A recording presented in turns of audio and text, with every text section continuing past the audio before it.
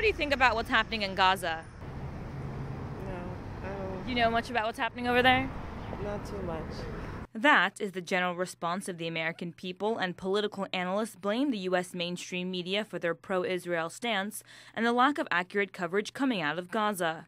Here what we see is media creating a reality and not media reporting reality.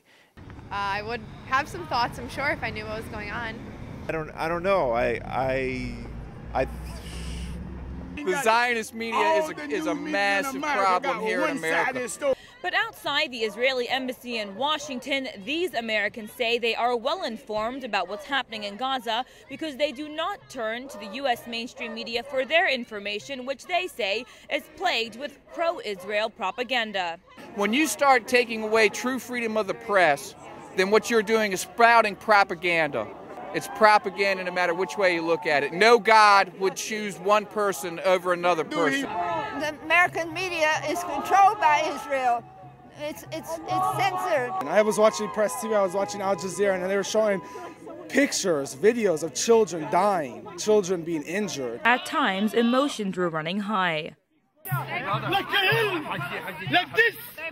Shame on you! No. Shame on you! Go over there! Save your brother! In the name of God! La ilaha illallah! Allahu Akbar!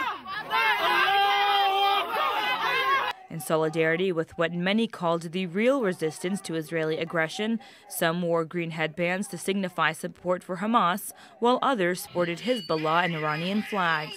You know, they say Hezbollah is terrorist, they say Iran is terrorist. They're the only ones that speak the truth. Mubarak needs to be tried for being a traitor because he's on the American payroll. He's sitting there closing the borders instead of treating little kids.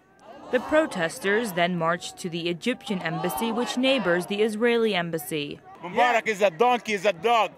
He's a so big. And they're supposed to be Muslim, then why are they pushing Palestinians back?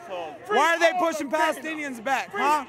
When the protesters converged on the Egyptian embassy, the crowd went wild, throwing shoes, banging on the plastic guardrail, and screaming out in Arabic, "Mubarak, you coward, let our people go." A lot of people feel Egypt should be doing a whole lot more, protect the Palestinian people. They should open the borders, let the refugees come across, and also provide aid to the resistance. It's important to let the Egyptians know that this is not a good thing, that they need to help the Palestinians who are suffering and being attacked by the Israelis.